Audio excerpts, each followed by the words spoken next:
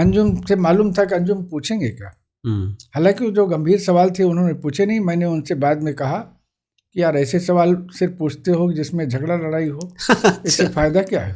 नहीं तो मैं तो वैसे बहुत विवादास्पद रहा हूँ, जहाँ भी रहा हूँ, जहाँ भी पंडितों के लिए आलोचना लिख रहा हूँ, आम पाठक और जनता के लिए लिख रहा हूँ। हम भारत के लोगों को 1947 के पहले जितना अंग्रेजों ने लूटा, 1947 के बाद हिंदुस्तानियों और हिंदुस्तान के राजनेताओं ने उससे कई गुना अधिक लूटा है। ये मेरा पहला वाक्य था, क्योंकि अंग्रेजों ने तो बर्बाद किया हमें, लेकिन जो हमारे नेता हैं वो हमको और भी बदतर स्थिति में बर्बाद कर रहे हैं। ये मैंने लिखा था। जो भारत के नागरिक हैं और जो देर सबेर उन्होंने 47 के पहले अपनी कुर्बानियाँ दी हैं, उनका योगदान भी, उनके बच्चों का भी योगदान। ये देश किसी के नेता की बपौती नहीं है, ये देश हमारा है।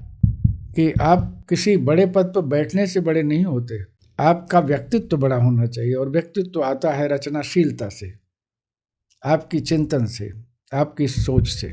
कि नामवर सिंह जो झूठ बोलते हैं उसकी कोई इंतहा नहीं। हालांकि मेरे मित्र काशीनाथ सिंह हैं, उनको ये सुनने में अच्छा नहीं लगता। समाज का एक पूरा हिस्सा एक विचारधारा के साथ जा रहा है तो उसे कहीं न कहीं ताकत तो पहुंचा रहा है जी। इसलिए विचारधाराओं का ये जो अखाड़ा हम बनाते हैं वो गलत है। और गांधीवादियों के खेमे में मैं ज़्यादा प्रतिष्ठित हूँ, ये भी सही है। समाजवादी मुझे अपना मानते हैं और मार्क्सवादी मुझे छोड़ते नहीं। अब बताइए मैं क्या हूँ, हाच पाच हूँ जी। जिस समाज को नियंत्रित रहकर वो इतने दिनों तक बचाए हुए थे, अब वो अगर अनियंत्रित हो गए हैं मौका पाकर, तो आपको काहे को तकलीफ होती है।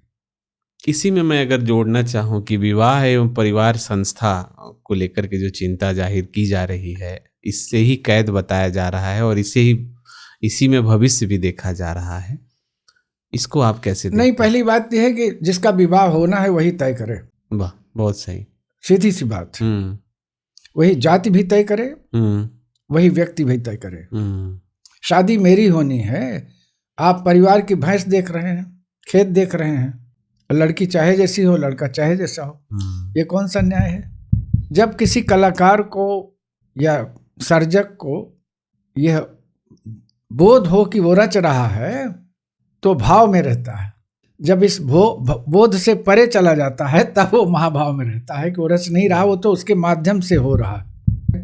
जहाँ राजनीति अपना वर्चस्व जमाती है वहाँ सारे मूल्य नष्ट, और वो है। ये नेहरू का जमाना नहीं है जी। इंदिरा गांधी जैसे माने वो कितने भी बदनाम किए जाएं जी, लेकिन उन लोगों ने जो इतिहास रचा है, जैसे राजीव गांधी ने नवोदय विद्यालय,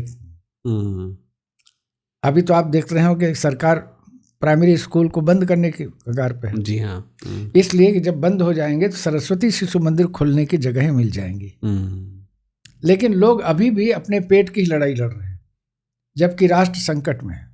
और दूसरी बात, अगर अपने आप को भी बचाना है और देश और समाज को बचाना है जी, तो लोगों को झक मार करके अपनी जिंदगी के लिए लौटना पड़ेगा। बहुत सुंदर। जैसे आप 5 किलो अनाज तो दे देंगे लेकिन आप नौकरी नहीं देंगे। तो इसका मतलब है कि जब तक हम तुमको 5 किलो अनाज देते रहेंगे तब तक तुम हमें वोट देते रहोगे, ठीक है ना। और अंत में जब उनको चुनाव आया और वोट लेना हुआ तो उन्होंने कहा कि तो मेरी तपस्या में ही कोई कमी रह गई थी। आप उनकी भाषा नहीं समझ रहे हैं। वो खुलेआम खड़े होकर कह रहा है कि मुसलमान तुम्हारी भैंसें चुरा ले जाएंगे, तुम्हारा मंगलसूत्र छीन ले जाएंगे।